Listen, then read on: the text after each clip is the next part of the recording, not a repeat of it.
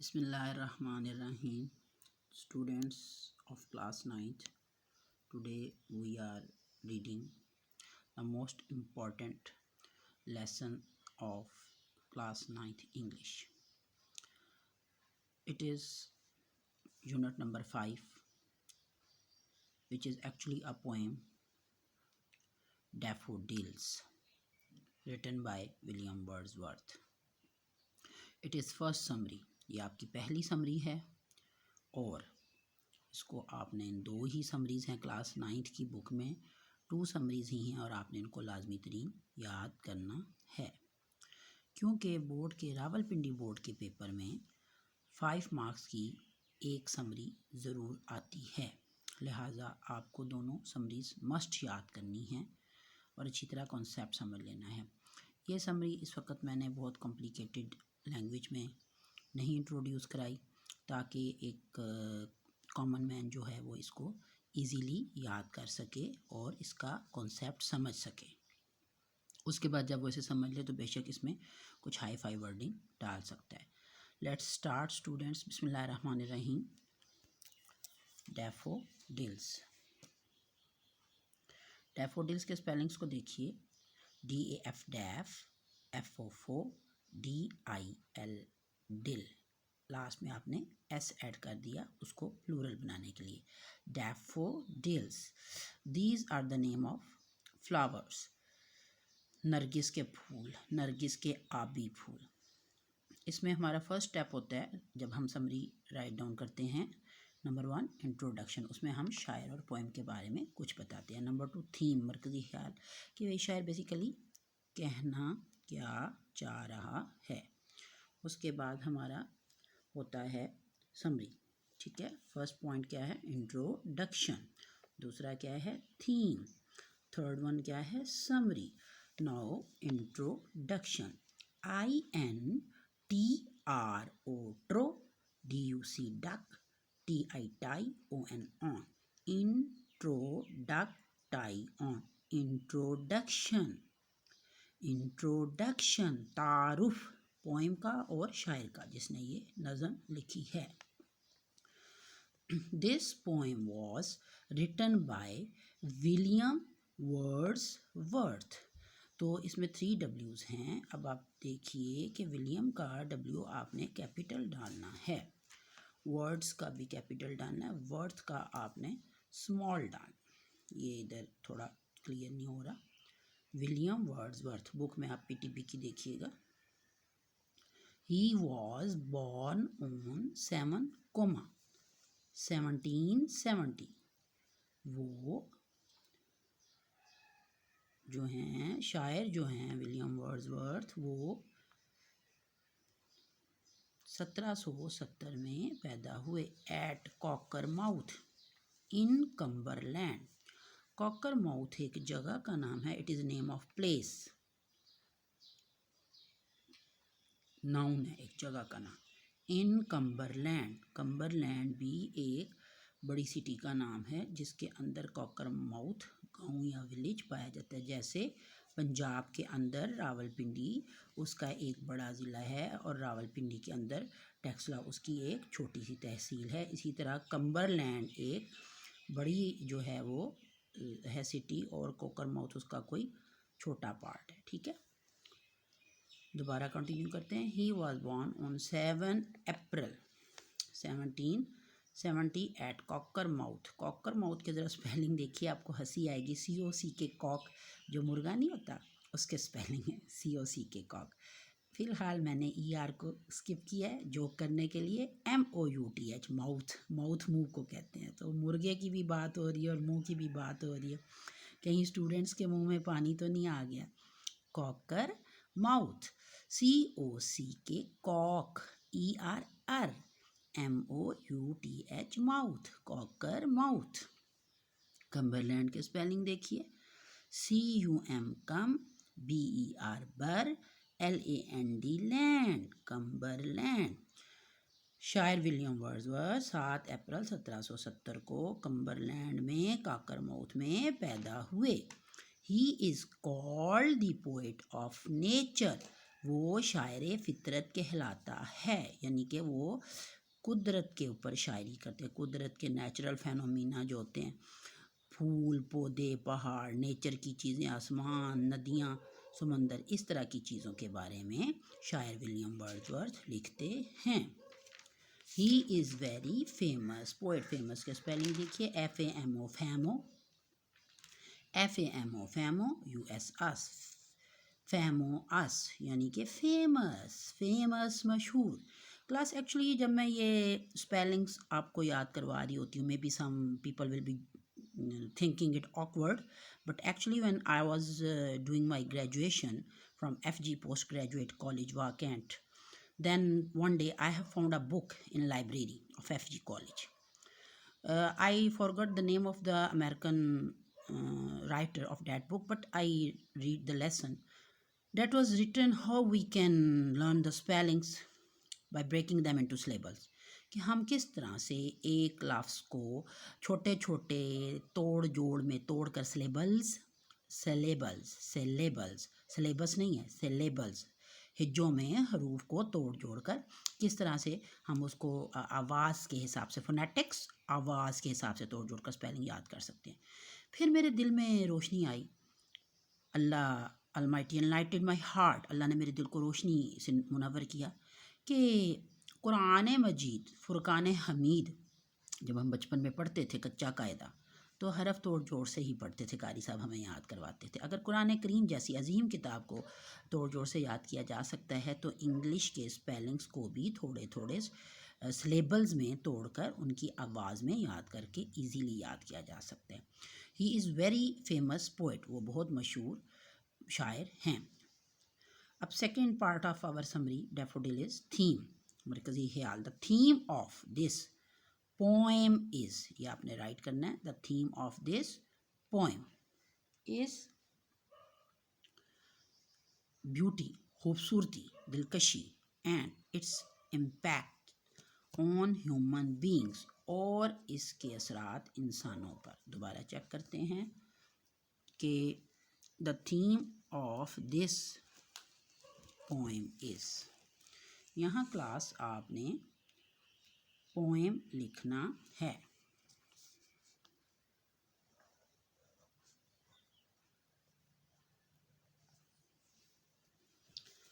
The theme of this poem, मैंने correction कर दिया, बाजू का जाहिर है कंप्यूटराइज नोट्स हो रहे होते हैं, इंसान है कुछ हो जाता है आगे पीछे।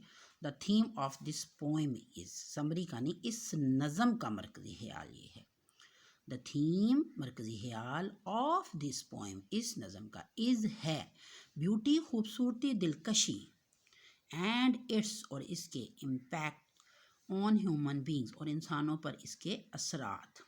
नज़म का अब मरकज़ी ख्याल ये है कि अल्लाह की बनाई कुदरत और फितरत के इंसानों के ऊपर क्या असरात होते हैं। ज़ाहिर है बहुत अच्छे असरात होते हैं। इंसान जब किसी खूबसूरत मंज़र को देखता है तो वो उसकी दिलकशी उसके सहर में खो जाता है। समरी नंबर 3, ओरिजिनल अब आपका शुरू। इन दिस पोएम, इस नज़म में, द पोएट डिस्क्राइब्ड, बयान किया है पोएट ने, द ब्यूटीफुल, डिस्क्राइब के स्पेलिंग है DES dash CRI, cry BED bed, dash cry bed, described the beauty, बयान किया, the beautiful scene of nature, कुदरत के खूबसूरत मंजर को बयान किया है। इस नज़म में शायर ने कुदरत के खूबसूरत मनाजिर को बयान किया है। वन डे, एक दिन, ही वॉज वॉकिंग, वो पैदल चल रहा था या वो जा रहा था, एमलेसली, बिला मकसद, यानी उसके जहन में कोई ख़ास, उसके माइंड में कोई पॉइंट नहीं था। एमलेसली, बिला मकसद। एमलेसली के स्पेलिंग को प्लीज़ देखिए,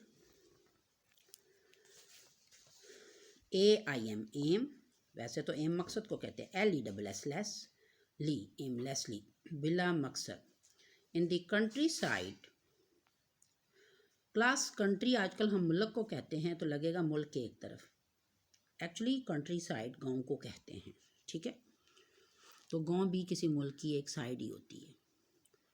एक दिन शायर विलियम वर्ड्सवर्थ बगैर किसी मकसद को लिए जो है गांव में पैदल चल रहा था या जा रहा था। सडनली अचानक, SUD sud DEN den LY ly, suddenly अचानक। ही सॉ उसने देखा, SAW सा उसने देखा, सी सॉ सीन, तो ये सेकंड फॉर्म है। A large number NUM num BER ber number तादाद ऑफ गोल्डन डैफोडिल्स, अचानक ही उसने बड़ी तादाद में सुनहरी नरगिस के आबी फूल देखे। ग्रोइंग उगे हुए थे, नियर करीब, द लेक झील, इन नेवर एंडिंग लाइन, और वो ना ख़त्म होने वाली लाइनों में, कितारों में नज़र आ रहे थे। यानी कि नरगिस के आबी फूल इतने ज़्यादा थे कि लगता था कभी भी ख़त्म नहीं होंगे, ना ख़त्म होने वाला एक सिलसिला था। माशाल्लाह सीन बहुत खूबसूरत लग रहा था। देवर काउंटलेस, वो लातादाद थे, वो बेशुमार थे, वो लामहदूद थे, उन्हें गिना नहीं जा सकता था। काउंटलेस।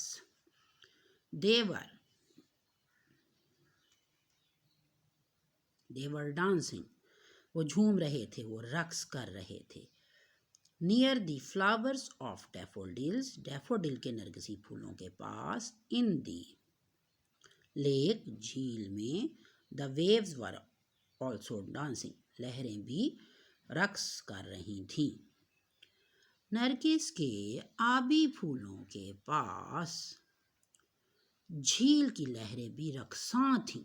द पोएट कंपेयर्स, शायर मुआजना करता है, कंपेयर्स मुआजना करता है, the flowers of daffodils with the waves in dancing. शायर दो चीज़ों का मुआजना कर रहा है कि किसका, नंबर एक फूलों का, नरगिस के फूलों का, किसके साथ कर रहा है, झूमती हुई लहरों के साथ, वेव्स इन डांसिंग, झूमती हुई लहरें। But the flowers of daffodils surpassed, SUR sur, PASS pass, ED ed second form बनाने के लिए, पास पार्टिसिपल बनाने के लिए, पास सरपास्ड मात कर दिया।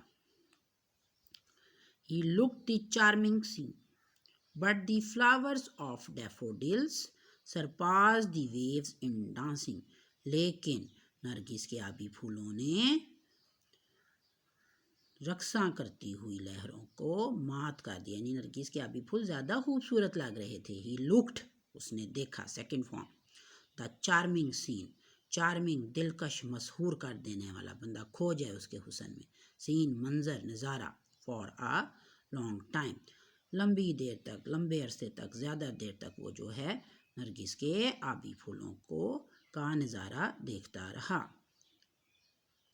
एंड कैप्चर्ड, कैप्चर्ड के स्पेलिंग देखिए, CAP कैप, टोपी वाले स्पेलिंग है, TUTRED रेड, आपने बचपन में रेड के स्पेलिंग याद किए हैं, कैप ट्यू रेड, कैप्चर्ड, कैप्चर्ड। क्लास, जिस तरह हम कैमरे से किसी चीज़ की तस्वीर लेते हैं तो वो उस सीन को अपने अंदर कैमरा कैप्चर कर लेता है, ठीक है, गिरफ्त में ले लेता है, उस सीन को कैच करके अपने अंदर महफूज कर लेता है। शायर देर तक खूबसूरत नज़ारे की दिलकशी में खोया रहा। And captured it in his mind, और उसे अपने जहन में, अपने दिमाग में महफूज कर लिया। Now when ever the poet is alone, now अब कोमा है देखिए, व्हेन एवर जब कभी भी, द पोएट इज़ अलोन शायर तन्हा होता है, अकेला होता है, एंड इन सैड मूड और उदास मूड में होता है। ही रिकॉल्स, रिकॉल दोबारा बुला लेना, दोबारा दोहरा लेना, दिमाग में दोबारा बात ले आना।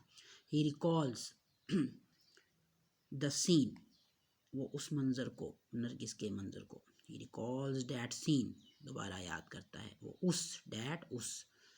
डैट के 3 मीनिंग्स हैं, लिख लें आप। डैट बचपन में पढ़ा था, दिस डैट, डैट वो। सेकंड मीनिंग है डैट के, और यहाँ थर्ड मीनिंग है डैट सीन, उस सीन को, उस मंज़र को, उस नज़ारे को। ही रिकॉल्स डैट सीन, वो उस मंज़र को याद करता है, दोहराता है। एंड बिकम्स हैप्पी, और खुश हो जाता है। ही फील्स, वो महसूस करता है, फर्स्ट फॉर्म के साथ एस लगा हुआ है, present indefinite tense. Becomes s लगा हुआ है, present indefinite tense. Recalls s लगा हुआ है, present indefinite tense. That he is still in the company of daffodil. He feels that he is still in the company of daffodil. वो महसूस करता है कि वो अभी तक नरगिस के अभी फूलों की कंपनी में है, उनके साथ है, उन्हीं फूलों के साथ ही मौजूद है। एंड डांसिंग विद देम, और वो खुद भी फूलों के साथ रक्सा हैं। ये एक स्टूडेंट्स दिल है कि जिस वक्त आपका दिल अल्लाह की याद से मामूर होता है तो आपको लगता है कि अल्लाह की हर चीज़ उसकी तस्बीह कर रही है। अभी मैं बींगा मुस्लिम एक बता रही हूँ, तो वो शायर है, तो वो कह रहा है कि उसका दिल खुश हो गया था नरगिस के फूलों को देख के।